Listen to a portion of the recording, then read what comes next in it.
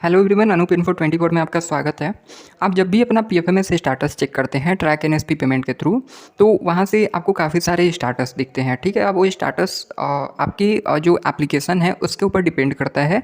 हर कोई का एप्लीकेशन जो स्टाटस होता है वो अलग भी हो सकता है, किसी का सेम भी हो सकता है। तो आपके डिपेंड करता है कि आपका कौन सा प्रोसेस है, अभी कहाँ आपका प्रोसेस कर रहा है, आपका क्या वेरिफिकेशन हुआ है क्या नहीं, ये सब के ऊपर। ठीक है, तो इसी के ऊपर मैं ये वीडियो बना रहा हूँ कि आपका जो भी स्टाटस होता है, तो मेनली 4 तरह के स्टाटस होते हैं। जब आपका जो पेमेंट है वो अंडर प्रोसेस होता है आपका, या फिर वो जब आपका पेमेंट आ जाता है, और एक होता है आपका रिजेक्ट वाला। ठीक है, जो कि आपका अगर रिजेक्ट हो जाता है तो आपका दिखता है। तो 4 मेनली है और एक आपका रिजेक्शन वाला। तो इनके बारे में, स्टाटस के बारे में मैं आपको बताने वाला हूँ कि इनका मतलब क्या होता है। तो जैसा आप स्क्रीन पे भी देख रहे हैं कि सबसे पहला जो होता है आपका अंडर प्रोसेसिंग विथ मिनिस्ट्री, इसके बारे में हम बात करते हैं।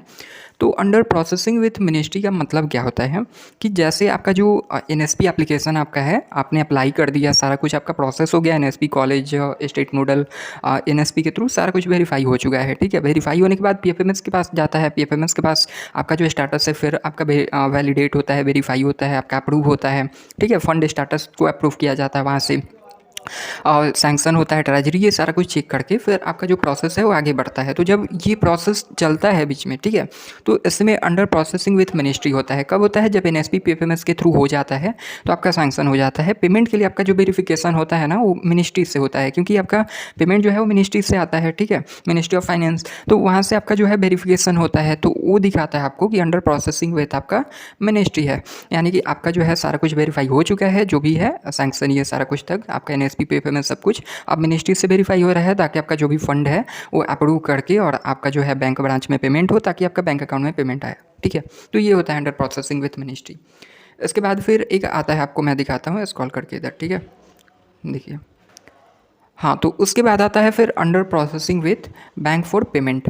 अब under processing with bank for payment का मतलब क्या है? यानी कि आपका जो मिनिस्ट्री वेरिफिकेशन था, आपका कितना फंड होगा, आपका क्या स्कीम कोड था, ये सारा कुछ आपको वेरिफिकेशन हो चुका है कि आपका कौन सा स्कॉलरशिप में था, मिनिस्ट्री के थ्रू हो चुका है, और आपका कितना फंड अप्रूव हुआ है। जैसे एक एग्जाम्पल के लिए बात करते हैं, अगर आप पोस्ट मैट्रिक में है, 12,000 आपका होता है एनएसपी के थ्रू मेरिट स्कॉलरशिप में, तो अगर आपका 12,000 वेरीफाई हो चुका है, अब वो 12,000 आपका कैसे आपके पास पैसा आएगा? तो ये प्रोसेस जो होता है ना, ये आपका under processing with bank for payment होता है। यानी कि आपका पीएफएमएस जो है वो आपका आधार लिंक बैंक अकाउंट एईपीएस के लिए जो वेरीफाई करता है, आधार इनेबल्ड पेमेंट सिस्टम के लिए।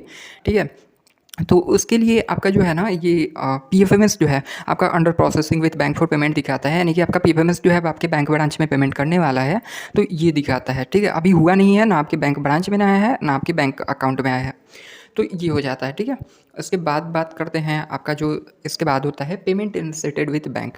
अब ये पेमेंट इनिशिएटेड विथ बैंक का क्या है?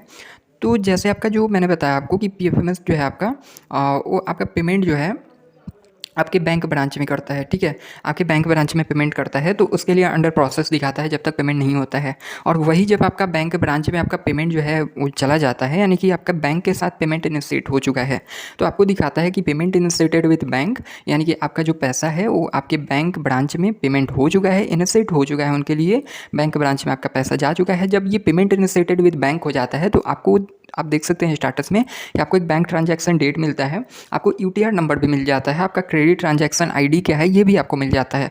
तो जब आपको ये मिल जाता है तो आप अपने ब्रांच से जो है पता भी कर सकते हैं कि आपका पेमेंट कब आएगा। ठीक है, यूटीआर नंबर जब आपको मिल जाता है, सारा कुछ आपको डिटेल मिल जाता है। लेकिन आपको एक चीज़ नहीं मिलता कि आपका अकाउंट कौन सा, बैंक आईआईएन नंबर क्या है, और यूआईडी नंबर तो आपको मिल जाता है, यूआईडी के थ्रू आपका कौन सा बैंक अकाउंट है ये आपको वहाँ पे नहीं दिखता है। ये कब दिखता है?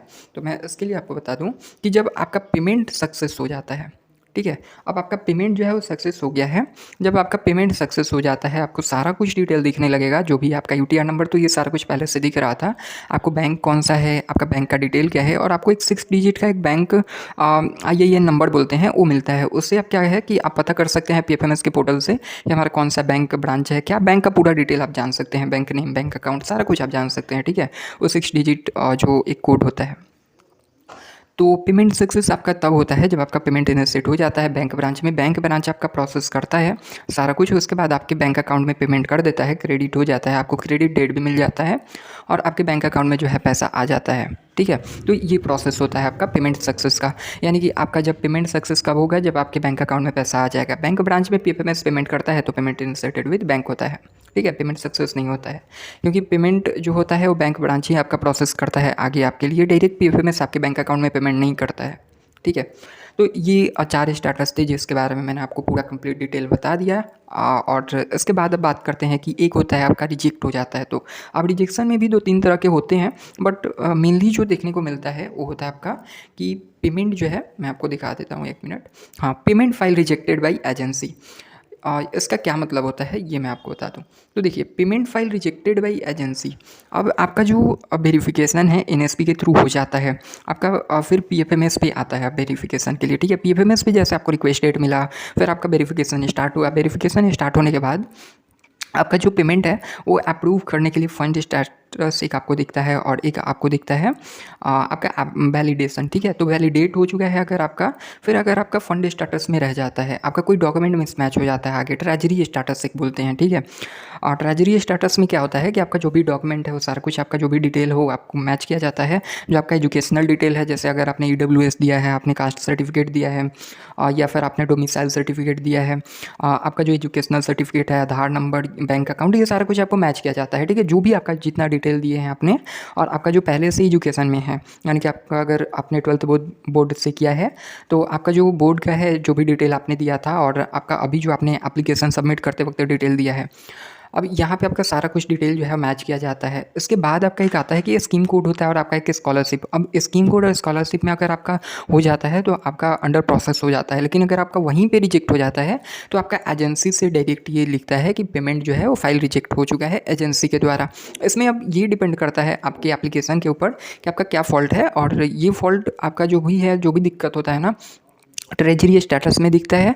इसके बाद एरर डिस्क्रिप्शन एक आता है। एरर डिस्क्रिप्शन में आप नीचे देख सकते हैं, वहाँ पे आपको सारा कुछ आपको दिख जाएगा। अगर आपको यहाँ पे नहीं दिखता है तो ये तो हम बात कर रहे हैं ट्रैक एनएसपी पेमेंट के स्टेटस के बारे में। आप डीबीटी स्टेटस पे जाइएगा, डीबीटी स्टेटस पे आपको वहाँ पे सारा कुछ एरर डिस्क्रिप्शन दिखता है, ठीक है। यहाँ पे नहीं दिखता है, तो वहाँ पे आपको पूरा डिटेल दिख जाएगा आपका क्या प्रॉब्लम है, क्या दिक्कत है। बाकी payment file rejected by agency तभी होता है जब आपका कोई डॉक्यूमेंट में कोई गलत हो गया, या फिर आपका स्कॉलरशिप के लिए आप वेरीफाई नहीं कर रहे हैं, या फिर एक ये भी प्रॉब्लम होता है कि आप अगर एनएसपी स्कॉलरशिप के लिए अप्लाई कर दिए हैं पोस्ट मैट्रिक के लिए, ठीक है, और आप अगर यूपी स्कॉलरशिप के लिए, बिहार स्कॉलरशिप के लिए, मतलब स्टेट स्कॉलरशिप के लिए आप कोई और अदर गवर्नमेंट स्कीम में आप अप्लाई कर देते हैं, ठीक है।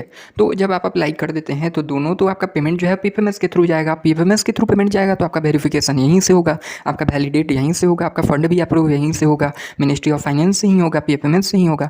तो जब आपका यहाँ पे देखा जाता है कि आपने दोनों पे किया है, तो आप एनएसपी गाइडलाइंस जो हमारा होता है, टर्म्स एंड कंडीशन, आप एनएसपी या फिर पीएफएमएस का पढ़ सकते हैं। वहाँ पे जो भी स्कॉलरशिप होती हैं वहाँ पे ये लिखा रहता है कि आप दोनों पे नहीं कर सकते हैं एक बार, ठीक है। तो आप ये देख सकते हैं। तो ये प्रॉब्लम होता है आपका कि ये रिजेक्ट हो जाता है, और भी काफ़ी सारे प्रॉब्लम हैं। तो ये वीडियो था आज का। आई होप आपको समझ आया होगा कि ये स्टेटस का मतलब क्या होता है। अगर आपका कोई और प्रॉब्लम है, देखिए हर चीज़ में जैसे मैं आपको डेट बताता हूँ, काफ़ी वीडियो में मैंने बताया कि आपका इतना डेट तक, जैसे आपका बैंक ब्रांच जो होता है पेमेंट, आपका पीएफएमएस जब बैंक ब्रांच में पेमेंट करता है तो उसके 72 आवर्स बाद आपके बैंक अकाउंट में आता है। मैं ये काफ़ी वीडियो में मैंने बोला है। तो अब काफ़ी लोग बोल रहे हैं कि मेरे 1 मंथ हो गए हैं, मेरे 4 डे हो गए, 5 डे, बट पेमेंट नहीं आ रहा है। तो इसका मैं बता दूँ आपको कि इसका क्या होता है ना, कि आपकी एप्लीकेशन के ऊपर डिपेंड करता है, या फिर फाइनेंशियल ईयर अगर एंड हो जाता है और आपका पेमेंट नहीं हो पाता है तो होल्ड पे हो जाता है। काफ़ी लोगों का ऐसा होता है, डॉक्यूमेंट में कुछ प्रॉब्लम हो जाता है, या फिर ये अथॉरिटी पे ऊपर डिपेंड करता है कि वो कब तक वेरीफाई करते हैं। तो ऐसा अगर प्रॉब्लम होता है तो आप मुझे कमेंट कर सकते हैं। कोई भी अगर आपका क्वेश्चन होता है आप मुझे कमेंट कर सकते हैं, आप मुझे ईमेल कर सकते हैं, अपना जो भी स्क्रीनशॉट है, जो भी अपना स्टेटस है, एप्लीकेशन आईडी बता सकते हैं, मैं चेक कर सकता हूँ वहाँ से, या फिर आप इंस्टाग्राम पे मुझे डीएम कर सकते हैं, ठीक है। जो भी आपका प्रॉब्लम होता है आप मुझे कमेंट कर सकते हैं, आप मुझे बता सकते हैं, मैं उसका ज़रूर रिप्लाई दूंगा। और अगर वीडियो अच्छा लगा होगा तो लाइक कीजिएगा, और चैनल को सब्सक्राइब कीजिएगा ऐसे ही अपडेट के लिए। Thank you.